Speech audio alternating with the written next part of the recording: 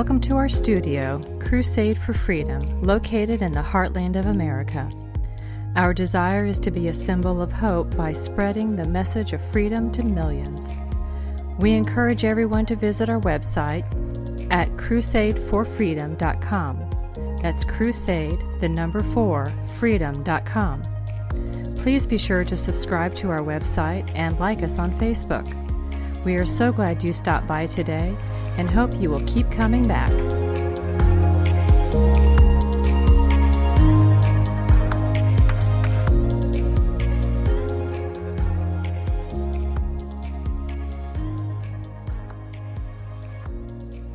Welcome back, everyone. So I want to play a quick cut for you, and this is Obama admitting that he had a relationship with Frank Marshall Davis. And the passage finally ends with me having a conversation with a close friend of my maternal grandfather, a close friend of Gramps, a black man from Kansas named Frank, actually at the time a fairly well-known poet named Frank Marshall Davis, who had moved to Hawaii and lived there. And so I have a discussion with him about the kinds of frustrations I'm having, and he sort of schools me on that I should get used to these frustrations.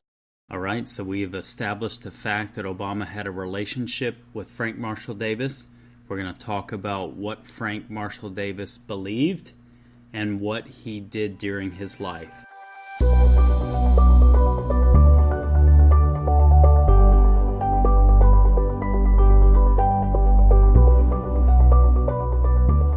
All right, welcome back, everyone.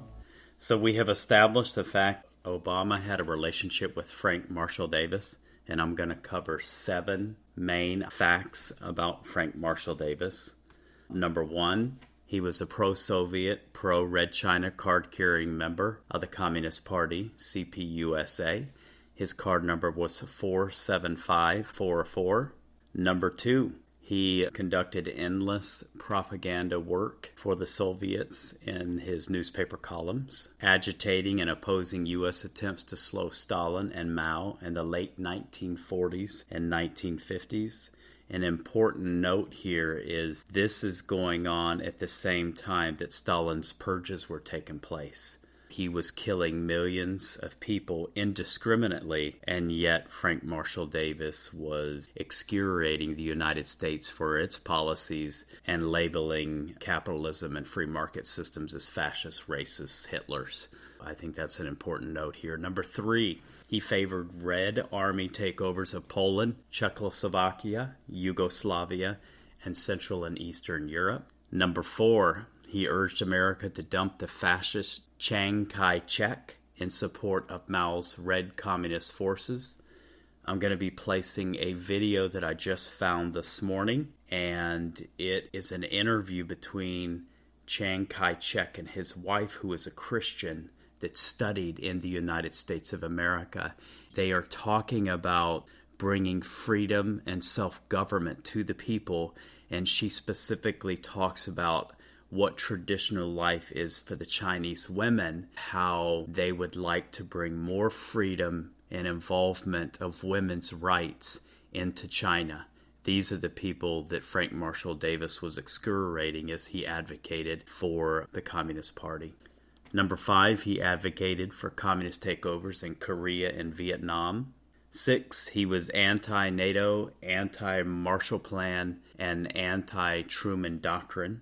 So while America was trying to rebuild Japan and other entities that were harmed in World War II, Frank Marshall Davis was railing against U.S. foreign policy, and that would be democratic U.S. foreign policy of helping people that were harmed during World War II. He claimed that Truman's administration was fascist, racist, imperialist. Does that sound familiar? That's exactly what the left is saying today. Republicanism and our Constitution and our way of life is fascist, racist, and imperialist. He continued to label Stalin and the regime, the Bolsheviks, as bringing democracy to Russia and to Europe. So that's a key word that we'll talk more about in future episodes about what the left means when they say democracy.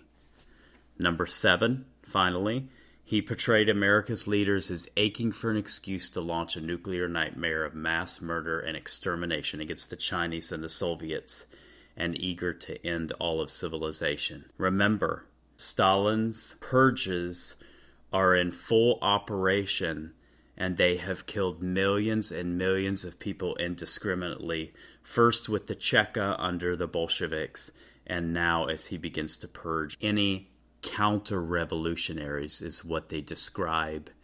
People that believe in property ownership and freedom, they describe them as counter-revolutionaries because you're going to mess up their whole wonderful paradise that they're going to create. After they kill as many people as they can that disagree with them, then they're going to have a paradise. So that wraps up this section. Hello, everyone. This is Kimberly. Michael and I are tag teaming tonight's story about Frank Marshall Davis. To continue on, Frank wrote for and edited communist newspapers in both Chicago and Honolulu. For the Chicago Star, he was the founder and executive editor. The Chicago Star was known by many locals as the Red Star, which was an unapologetically pro-Soviet communist weekly that was run by CPUSA members. Some of its contributors, as we will show you, were actually Soviet agents. Certain contributors, and even some board members, dear friends and mentors of Frank, had not only been trained in Moscow, but took up full-time residence there. Frank believed the problem was not Stalin's Iron Curtain, but GM's Iron Curtain being raised by General Motors Hitler's. And last but not least, Frank Marshall Davis's political antics were so radical, the FBI placed him on federal government security index, which meant that he could be immediately detained or arrested in the event of a national emergency, such as a war breaking out between the United States and the USSR. And bitty, that's all, folks.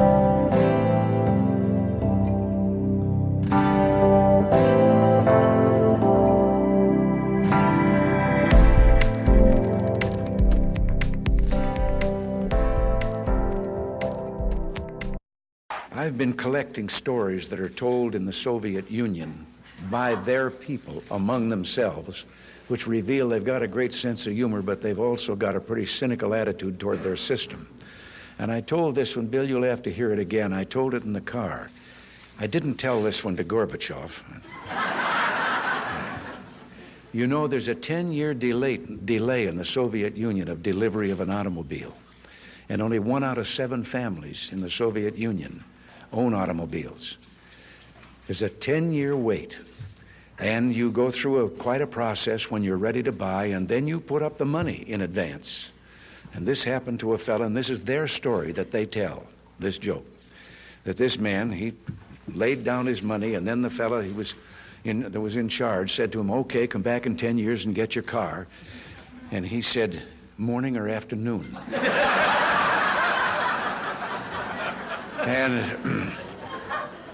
And the fellow behind the counter said, well, 10 years from now, what difference does it make?